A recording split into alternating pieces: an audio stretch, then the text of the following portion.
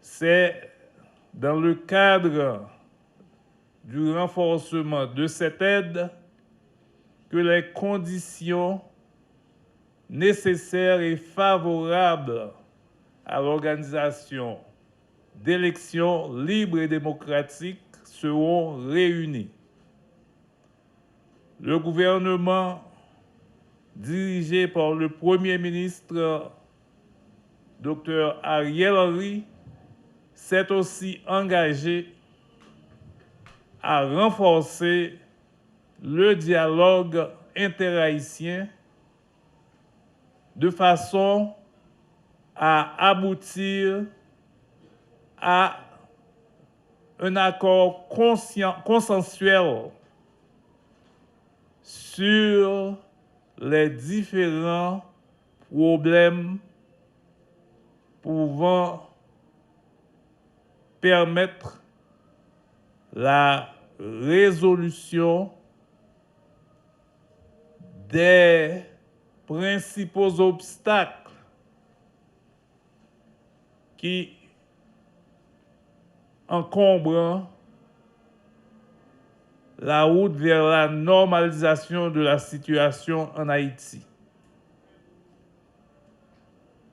Le gouvernement va s'y atteler de façon à qu'on puisse atteindre les objectifs désirés.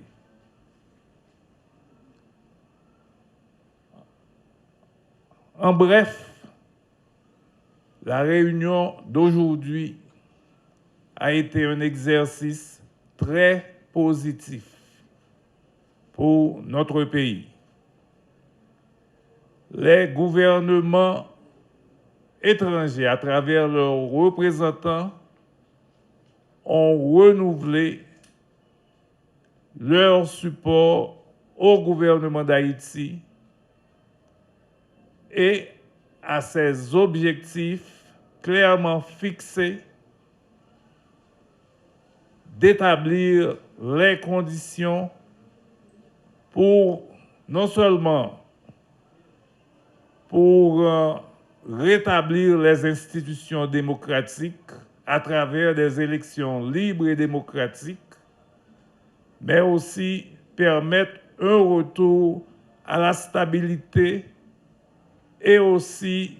permettre au pays de reprendre la voie de la croissance économique et de la paix. C'est à ces seules conditions que le pays pourra bénéficier de l'apport d'investissements étrangers indispensables à la relance de l'économie, à la création d'emplois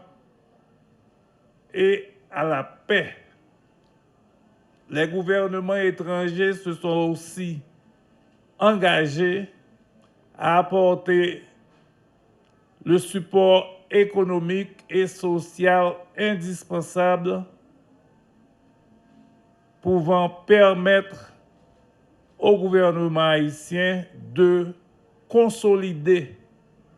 les petites victoires déjà obtenues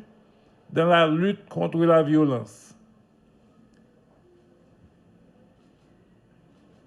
Les exemples récents, tels la réouverture des lycées à la Saline, de l'École nationale de Cité-Soleil et d'une autre école au bas de Delma, et très prochainement la réouverture d'autres lycées dans des zones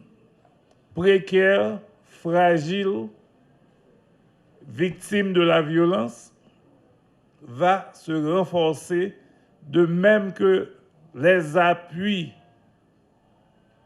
à d'autres projets sociaux dans ces zones précaires auront et recevront l'appui de nos partenaires internationaux. C'est en bref tout ce que je pourrais dire de la réunion internationale tenue ce matin à l'initiative du gouvernement canadien Et à l'ouverture de ce sommet international, le Premier ministre Justin Trudeau a pris la parole, suivi de l'intervention du Premier ministre haïtien et celle de la ministre des Affaires étrangères du Canada, Mélanie Joly.